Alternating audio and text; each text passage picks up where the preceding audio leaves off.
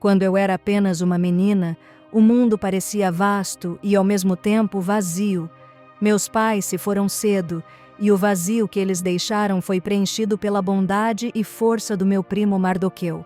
Ele não era apenas meu parente, era meu protetor, meu mentor, o homem que me ensinou a honrar a Deus, mesmo em uma terra que parecia esquecê-lo.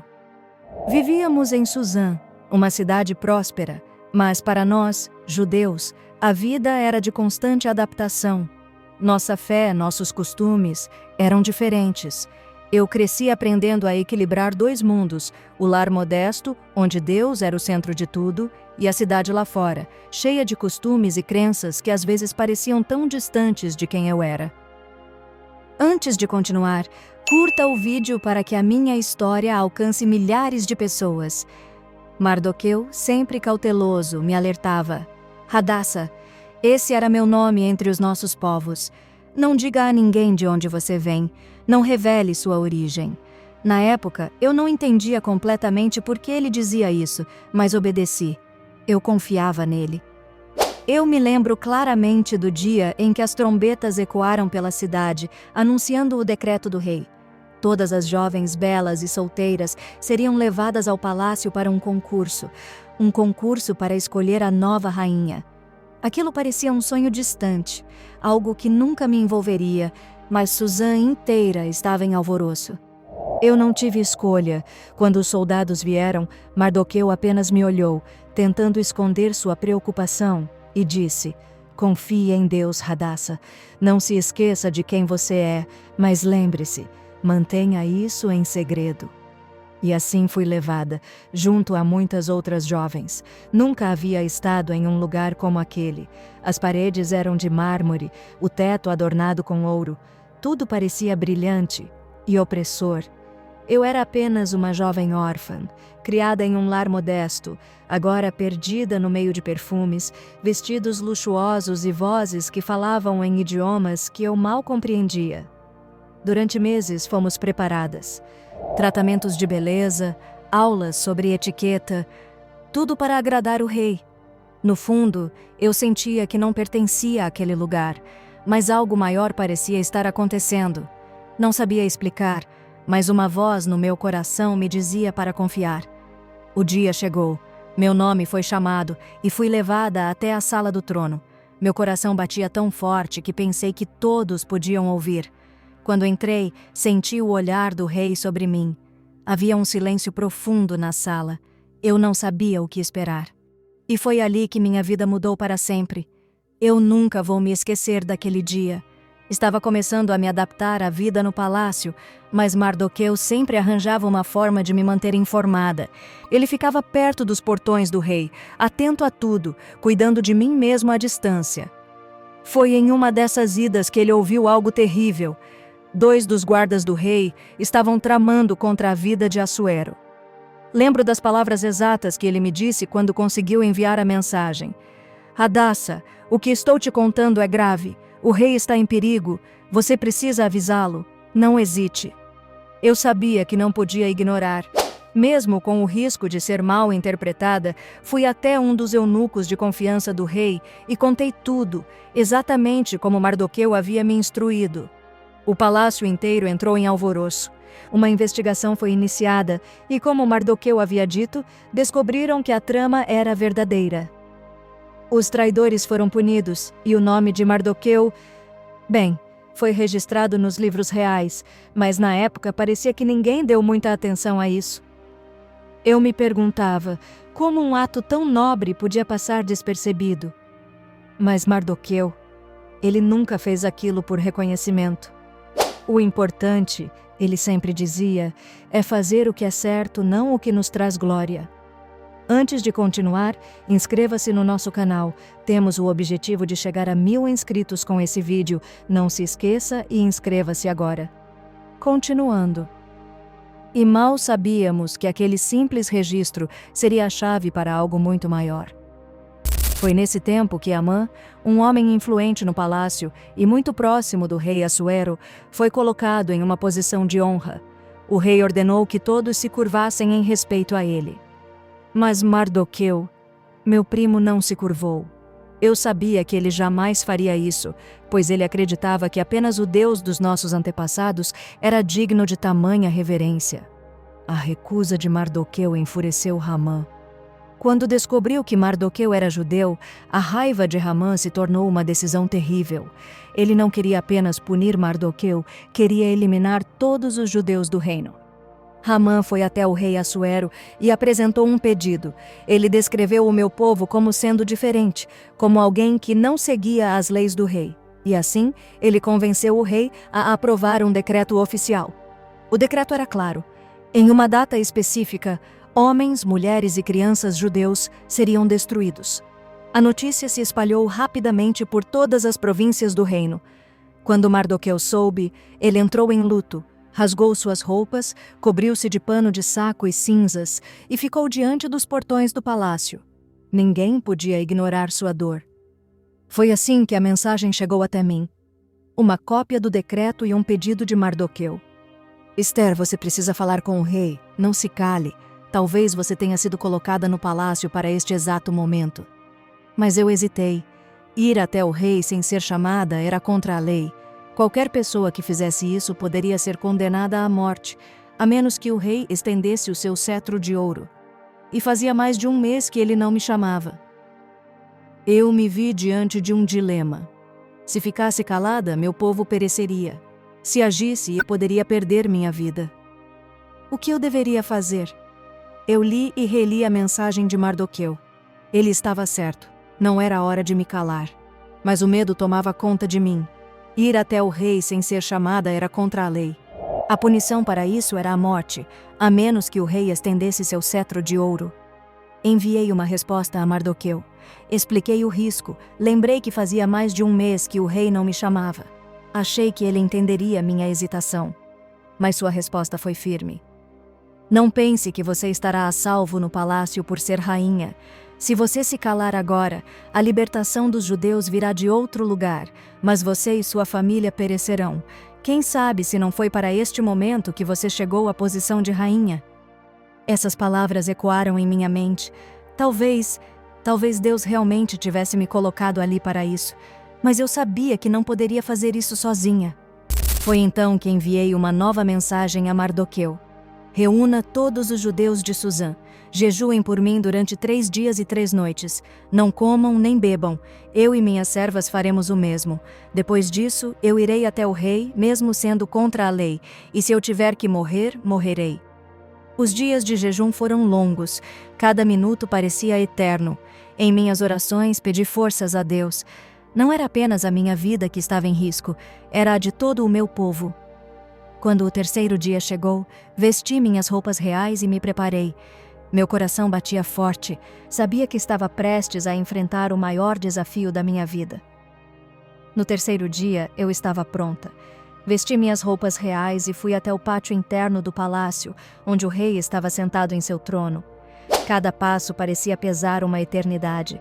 Se ele não estendesse o cetro de ouro, seria o fim. Quando ele me viu, algo inesperado aconteceu.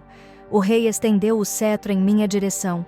Um alívio percorreu meu corpo, mas eu sabia que o mais difícil ainda estava por vir.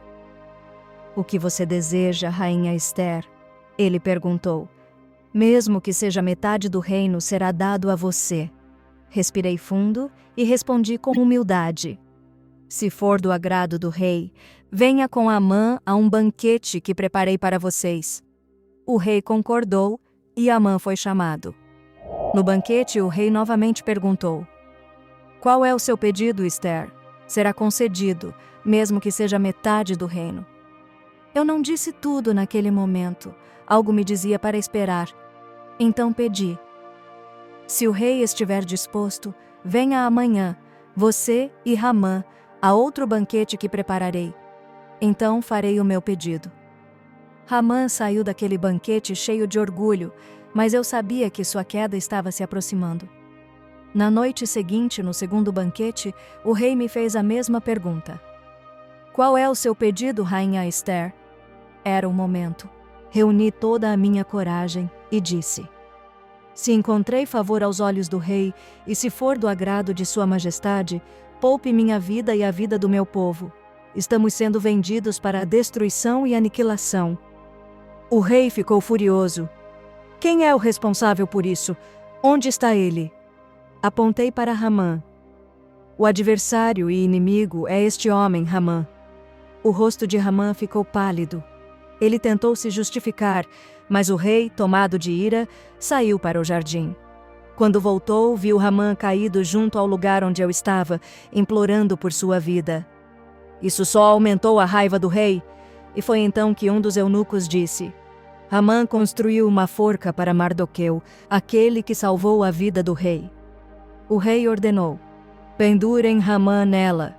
E assim, o plano perverso de Ramã chegou ao fim, mas ainda havia muito a fazer para salvar o meu povo. Com Ramã morto, o perigo parecia ter passado, mas a realidade era outra. O decreto que ele havia escrito contra os judeus ainda estava em vigor. No império, as leis seladas com o anel do rei não podiam ser anuladas. Meu povo ainda estava condenado.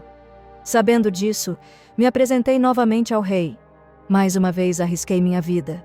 Caí aos seus pés, chorando, e implorei: "Se for do agrado do rei, e se eu tiver encontrado favor aos seus olhos, que seja emitido um decreto permitindo que os judeus se defendam contra aqueles que desejam destruí-los." O rei estendeu o cetro de ouro para mim, sinal de sua aprovação, e me deu permissão para agir. "Escreva outro decreto como achar melhor em favor do seu povo, e sele-o com o meu anel." Mardoqueu foi encarregado de redigir o novo decreto. Ele permitia que os judeus em todas as províncias do império se unissem e se defendessem de seus inimigos no dia marcado para o ataque. A notícia foi enviada rapidamente a todas as regiões do reino, de Suzã até as províncias mais distantes. Quando o dia chegou, meu povo estava preparado. Em vez de serem destruídos, os judeus venceram seus inimigos. A tristeza foi transformada em alegria, o luto deu lugar à celebração. Eu mal conseguia acreditar no que havia acontecido. Deus havia nos dado vitória, e o nome do meu povo foi respeitado em todo o império. Esse dia foi tão marcante que Mardoqueu decretou que ele fosse celebrado todos os anos como a festa de Purim, em memória da grande salvação que recebemos. Ao olhar para tudo o que aconteceu, só consigo pensar em uma coisa: a mão de Deus estava conosco. E se eu estive no palácio por um propósito, ele foi cumprido. Depois de tudo o que aconteceu, o rei fez algo que marcou para sempre a história do nosso povo. Ele tirou o anel que havia dado a Ramã, o símbolo máximo de autoridade depois do trono, e o entregou a Mardoqueu. Meu primo, aquele que antes era ignorado nos portões do palácio, agora ocupava uma posição de destaque no reino. Mardoqueu assumiu um papel de liderança e juntos trabalhamos para garantir a segurança e a dignidade do nosso povo. O impacto de tudo o que aconteceu não foi pequeno. O medo que antes pairava sobre nós foi substituído por respeito. Muitas pessoas no reino passaram a ver os judeus de uma forma diferente, e nosso Deus foi reconhecido como o verdadeiro protetor de seu povo. A festa de Purim foi instituída como um memorial eterno, um tempo para relembrar que Deus pode usar pessoas comuns, como eu e Mardoqueu, para realizar algo grandioso. Agora, olhando para trás, vejo como tudo aconteceu segundo os planos de Deus. Desde o momento em que fui escolhida como rainha, até o dia em que o decreto foi revertido, cada passo tinha um propósito. Mardoqueu, o homem que me criou com tanta sabedoria, foi honrado por sua fidelidade e coragem. Ele se tornou um grande líder, e sua influência trouxe paz e estabilidade ao nosso povo por muitos anos. Quanto a mim, continuo a acreditar que fui colocada no palácio não por acaso, mas para um tempo como este. Meu nome pode ser Esther, mas nunca deixei de ser Hadassa, aquela menina que aprendeu a confiar em Deus mesmo diante das maiores incertezas. Agora, ao relembrar tudo o que vivemos, não consigo deixar de perceber a mão de Deus guiando cada momento, mesmo nos tempos mais sombrios. Desde minha infância sem meus pais, até o momento em que me tornei rainha, tudo foi parte de um propósito maior. Eu não era especial, não tinha poder nem influência, mas Deus, em sua sabedoria, escolheu me usar. Ele me colocou no palácio, não para o meu conforto, mas para cumprir um chamado, salvar o meu povo.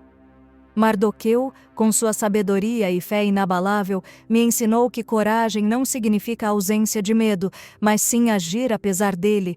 Suas palavras ainda ecoam em minha mente. Quem sabe se não foi para um tempo como este que você chegou à posição de rainha? Hoje, o nome de Amã é lembrado como o símbolo daquilo que Deus pode derrotar: o orgulho, o ódio e a injustiça. Já Mardoqueu é lembrado como um homem fiel, honrado por sua integridade e confiança em Deus. E quanto a mim, Esther, eu sou apenas uma mulher que disse sim quando a situação exigiu. Aprendi que Deus não escolhe os capacitados, mas capacita os que Ele escolhe. Assim, deixo esta história como um lembrete para todos que a ouvirem.